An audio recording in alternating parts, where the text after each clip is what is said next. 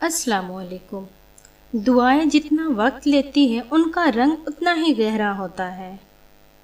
ہو سکتا ہے تمہاری محبت کو ہی اللہ تمہارے نصیب میں لکھ دے۔ اللہ کو پاؤ گے تو چین پاؤ گے، ورنہ تڑپتے رہ جاؤ گے۔ دیکھو، یوں زندگی سے مایوس نہیں ہوا کرتے۔ اللہ ضائع نہیں کرے گا تمہاری دعائیں، اور تمہارے صبر کا انتظار کرو۔ قرآن پاک پتھر دلوں کو موم کرتا ہے، ٹوٹے دلوں کو جوڑتا ہے، اور بیمار دلوں کی شفا ہے۔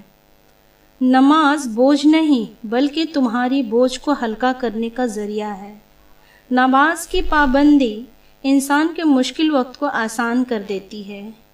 سنو، تمہارا رب سب سنبھال لے گا، اس پر یقین رکھو۔ اور پھر میں نے لوگوں سے زیادہ اپنے اللہ کو راضی کرنا مناسب سمجھا۔ ہر چیز اپنی وقت پر ہی اچھی لگتی ہے۔ نیکی کمانے کا وقت جوانی ہے۔ افسوسناک بات یہ ہے کہ ہم نیکی اس وقت کرتے ہیں جب برائی کے قابل نہیں رہتے۔ کچھ رشتے اللہ تعالیٰ خود ختم کرواتا ہے تاکہ ہماری زندگی خراب نہ ہو سکے۔ بے شک وہ جو کرتا ہے بہتر کرتا ہے۔ کسی کی بیٹی کو جب اپنے گھر لے کر آئیں تو یاد رکھیں کہ شادی کر کے ہی لائے ہیں، خرید کر نہیں، کہ جیسی مرضی سلوک کیا جائے وہ آپ کے اچھے سلوک اور عزت کی حقدار ہوتی ہے۔ گناہ کے دوران موت نہ آنا اور گناہ کے بعد توبہ کی مہلت ملنا اللہ پاک کی بڑا احسان ہے۔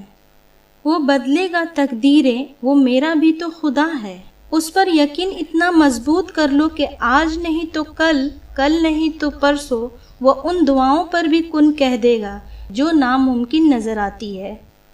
اللہ آزماتا ہے اپنے پسندیدہ بندے کو اس کے چیز سے جو اسے بہت زیادہ پیاری ہوتی ہے، تاکہ اس چیز کی طلب انسان کو اپنے رب سے ملوا دے اور وہ اسی سے امید رکھے۔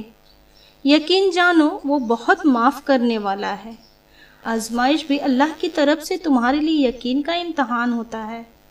تہجد بہت ہی خوبصورت عبادت ہے۔ جہاں کچھ ملے نہ ملے رب ضرور مل جاتا ہے۔